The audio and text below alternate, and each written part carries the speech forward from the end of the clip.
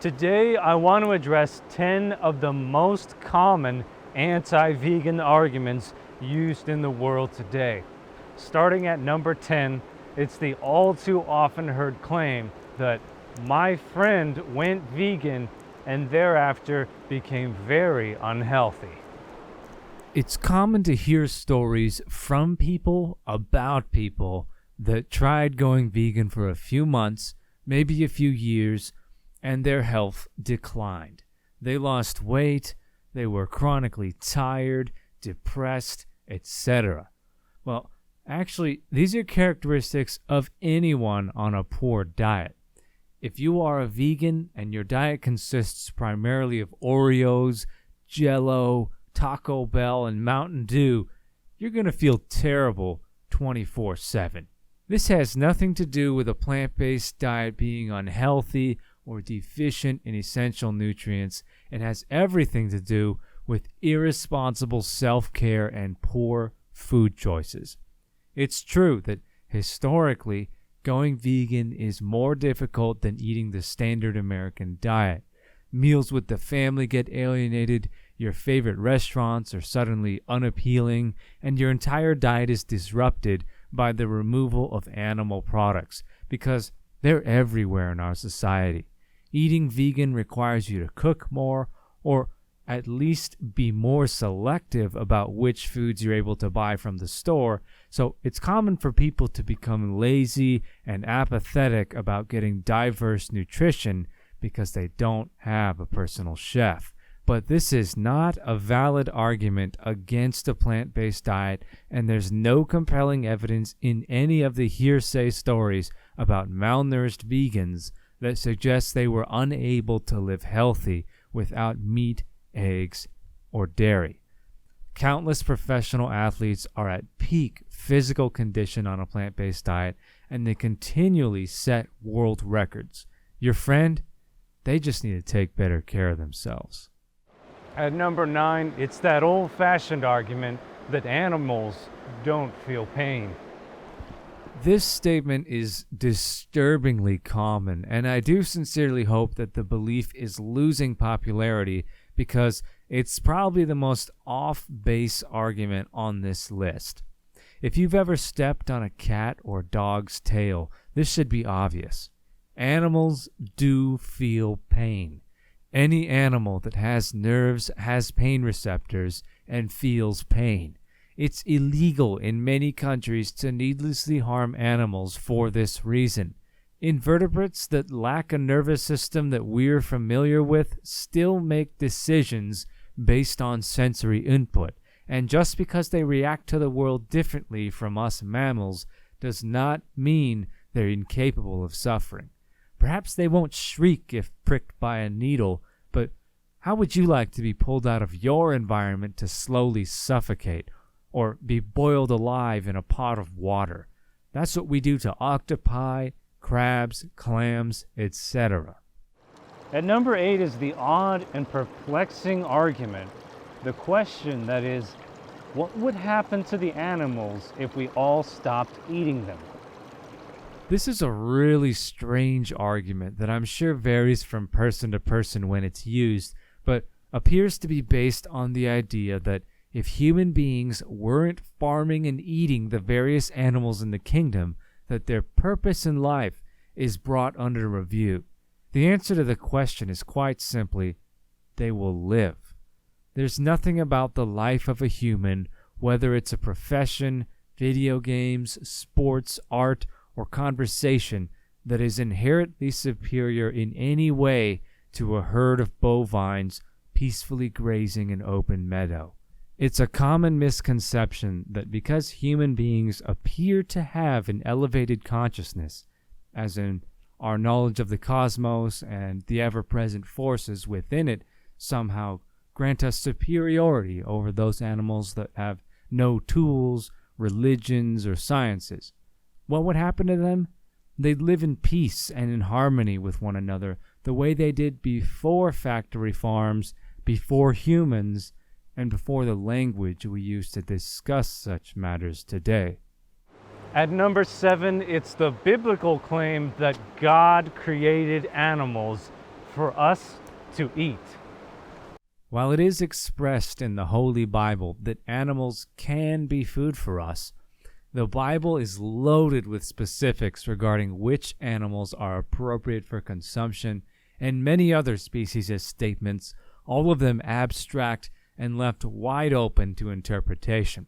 For example, the Bible also states in Genesis 1:30 that, I quote, "To every beast of the earth, and to every bird of the heavens, and to everything that creeps on the earth, everything that has the breath of life, I have given every green plant for food," which could well be interpreted as God stating that green plants were given to all animals as food.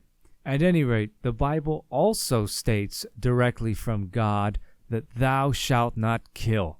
So one could equally interpret that the will of God is to slaughter no animals.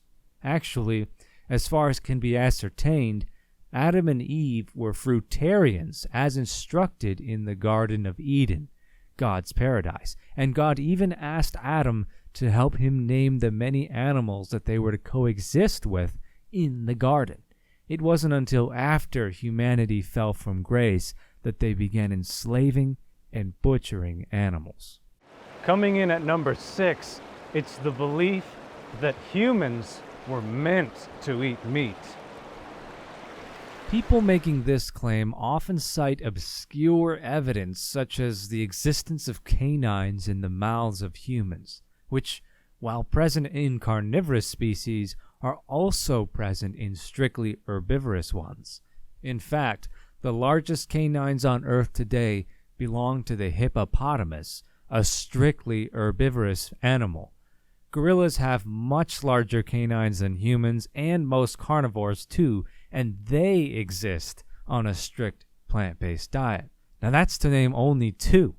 Both of these animals use their canines for fighting amongst themselves and for quickly dealing with would-be predators. Before the advent of weapons, like with the Homo erectus ancestor, early hominids would have relied almost entirely on plant foods, like nearly every other primate in nature, because they would have lacked the organic means to hunt other animals. The ability to digest animals does not in any way suggest that humans were meant to eat them, and it certainly does not suggest that animal-based foods are ideal for our bodies. When you study the animal kingdom, you'll find quite the opposite to be true, and that very same conclusion is supported by all of our modern sciences. At number 5, it's the egocentric argument that animals are stupid and eating them is but the circle of life. This argument comes from a place of total arrogance, and that is that because animals lack an apparent higher intelligence when compared to humans, the natural order, or the circle of life, determines that we have a right or even an obligation to slaughter and eat them. Now, bees and wasps build highly sophisticated structures capable of housing thousands of family members. Beavers can construct dams to prevent rivers and creeks from washing away their aquatic homes. Birds build complex nests in places that humans wouldn't dare dwell, and so on and so forth. True that other animals have yet to create firearms, airplanes, and computers, but we've also yet to find viable alternatives to honeybees when it comes to pollinating our crops. We haven't yet found a better way to detect bombs than with the highly tuned senses of a well-trained hound. And we only dream about flying like a dragonfly or a hummingbird, or swimming with the power or the acrobatic prowess of a sailfish or an orca whale. Within these creatures is a divine intelligence that has adapted to the present over the course of 1 billion years. Their design and their ability to survive and thrive on this planet far exceeds any machine we've been able to build, and every day their methods mystify even the brightest among us.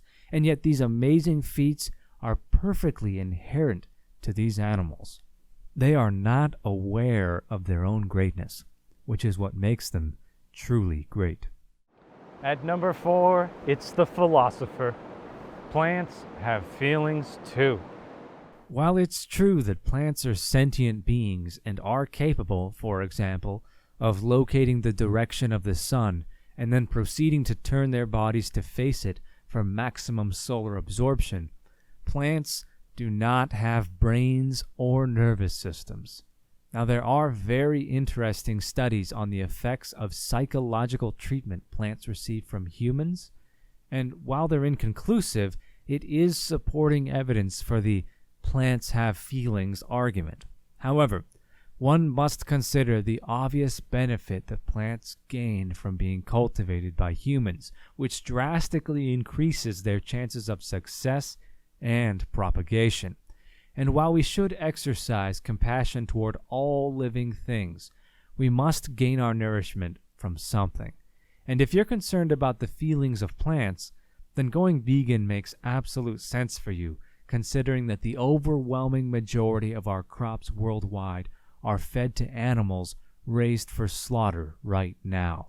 So, we would kill far fewer plants if we cut meat out of our diet altogether. And in fact, those that are currently eating animal flesh and advocating its health benefits are guilty of slaying far more plants than any vegan they accuse of cruelty toward plants, making this a totally ludicrous argument. At number 3, it's a very common one. You are not getting enough protein. This is a common one, and anytime you hear this from a healthcare professional as a vegan, you can rest assured that person is not only operating from a very outdated and rudimentary understanding of nutrition, but they're also most likely a product of corruption perpetrated by the many industries that profit off of animals and your poor health. It's also commonly said that plant-based proteins are incomplete, meaning that they lack certain amino acids, which is simply a false claim. Now, there are a number of plants that carry every amino acid, but it's an absurd position to take from the start that every protein source you eat must contain every acid chain in one bite, when a simple combination of foods throughout the week will provide your body with more diverse and complete protein spreads than just relying on animal flesh and eggs all the time, which eventually, as we all know, leads to severe health problems later in life. Vegan protein powders offer the same values per scoop, they don't cause heart disease, and they aren't derived from heavily processed factory byproduct like those whey isolates.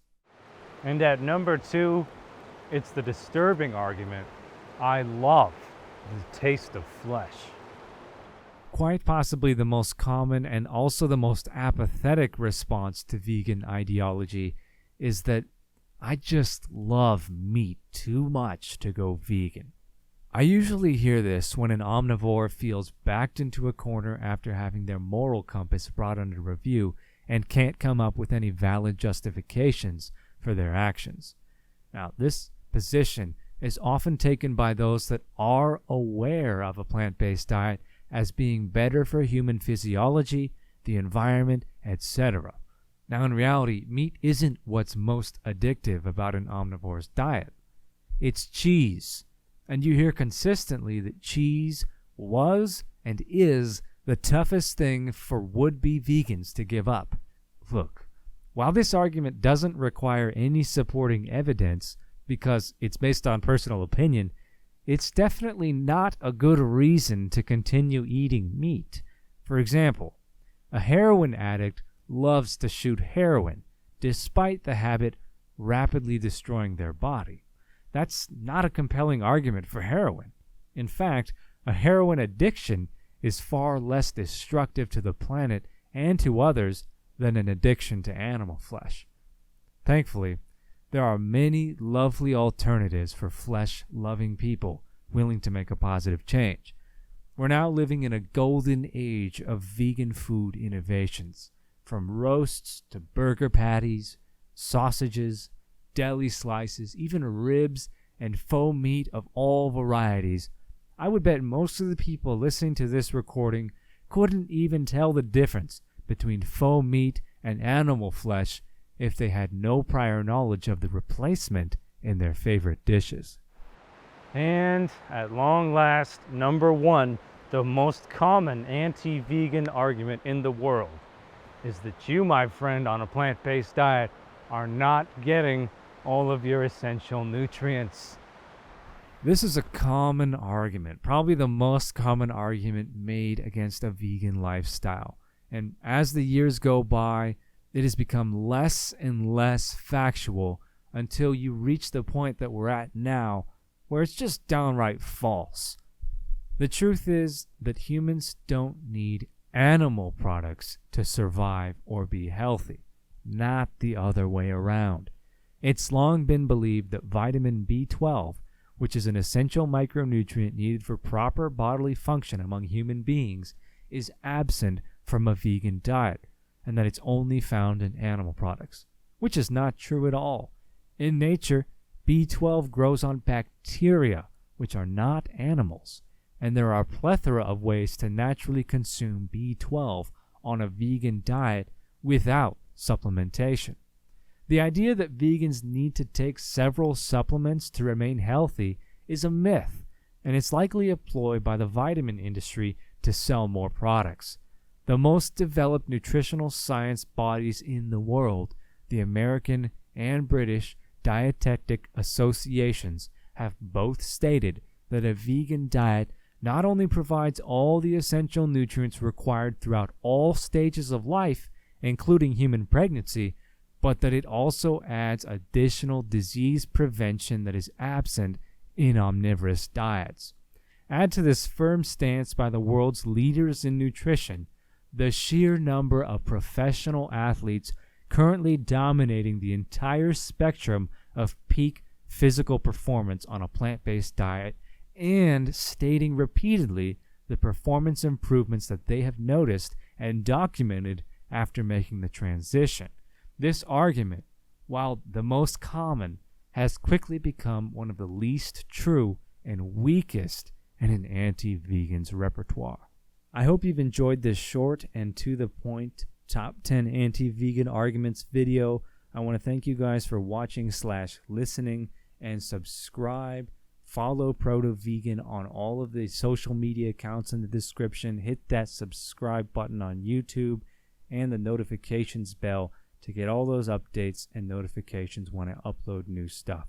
Stay tuned, guys. We'll see you in the next video. Bye-bye.